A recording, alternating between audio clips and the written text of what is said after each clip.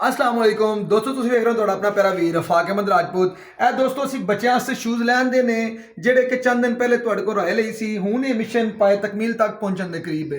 ਇਹ ਦੋਸਤੋ ਉਹ ਸ਼ੂਜ਼ ਨੇ ਜਿਹੜੇ ਅਸੀਂ ਗਵਰਨਮੈਂਟ ਸਕੂਲ ਦੇ ਬੱਚਿਆਂ ਨੂੰ ਗਿਫਟ ਕਰਨੇ ਨੇ। ਕੁਝ ਇਹ ਪਏ ਹੋਏ ਨੇ, ਕੁਝ ਉਹ ਪਏ ਹੋਏ ਨੇ। ਇਨਸ਼ਾਅੱਲਾ ਬਹੁਤ ਜਲਦ ਬੱਚਿਆਂ ਦੇ ਅੰਦਰ ਤਕਸੀਮ ਕੀਤੇ ਜਾਣਗੇ। ਚੰਦ ਦਿਨ ਪਹਿਲੇ ਅਸੀਂ ਤੁਹਾਡੇ ਕੋਲ ਰਾਏ ਲਈ ਸੀ, ਹੁਣ ਅਸੀਂ ਇਹ ਪਰਚੇਜ਼ ਕਰਕੇ ਲੈ ਆਏ ਹਾਂ। ਇਨਸ਼ਾਅੱਲਾ ਬਹੁਤ ਜਲਦ ਬੱਚਿਆਂ ਨੂੰ ਤਕਸੀਮ ਵੀ ਕੀਤੇ ਜਾਣਗੇ। ਇਹ ਦੋਸਤੋ ਸਾਡਾ ਪ੍ਰੋਜੈਕਟ ਤੁਹਾਨੂੰ ਕਿਹਦਾ ਲੱਗਿਆ? ਇਹ ਲੇਬਰ ਇਤਿਹਾਦ ਗਰੁੱਪ ਚੱਕ ਚੱਠਾ ਦੀ ਟੀਮ ਤੇ ਤੁਹਾਡੇ ਦੋਸਤਾਂ ਦੇ ਤਾਮਨ ਦਾ ਨਤੀਜਾ ਹੈ ਕਿ ਅੱਜ ਅਸੀਂ ਆਪਣੇ ਮਿਸ਼ਨ ਨੂੰ ਪਾਏ ਤਕਮੀਲ ਤੱਕ ਪਹੁੰਚਾ ਰਹੇ ਹਾਂ। ਦੋਸਤੋ ਮੁਖਤਲਿਫ ਪ੍ਰੋਜੈਕਟ ਦੇ ਅੰਦਰ ਤੁਸੀਂ ਸਾਡੇ ਨਾਲ ਤਾਮਨ ਕਰਨੇ ਹੋ।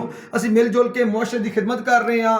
ਹੋਰ ਵੀ ਅਸੀਂ ਮੁਖਤਲਿਫ ਜਗ੍ਹਾ ਤੇ ਲੋਕਾਂ ਦੀ ਮਦਦ ਕੀਤੀ ਹੈ। ਇਨਸ਼ਾਅੱਲਾ ਆਉਣ ਵਾਲੇ ਵਕਤ ਵਿੱਚ ਵੀ ਤੁਹਾਡੇ ਤਾਮਨ ਦੇ ਨਾਲ ਇਸੇ ਤਰ੍ਹਾਂ ਕਮਿਊਨਿਟੀ ਦੀ ਖਿਦਮਤ ਜਾਰੀ ਰਹੇਗੀ। ਮੇਰੇ ਦੋਸਤੋ ਮਜ਼ੀਦ अगर तुसी कोई ऐसा प्रोजेक्ट तुहाडे ज़हन च आउंदा जिहड़ा सानू करना चाहिए, तुसी अपनी राय दिओ ते असी मिल जुल के इंसानियत की खिदमत करांगे, लोगों की मदद करांगे। मैं था तुहाडा वीर रफाक अहमद राजपूत, पंजाब दे ज़िला इस्लामाबाद, गाँव चक चट्ठा। लेबर इत्तेहाद ग्रुप जिंदाबाद।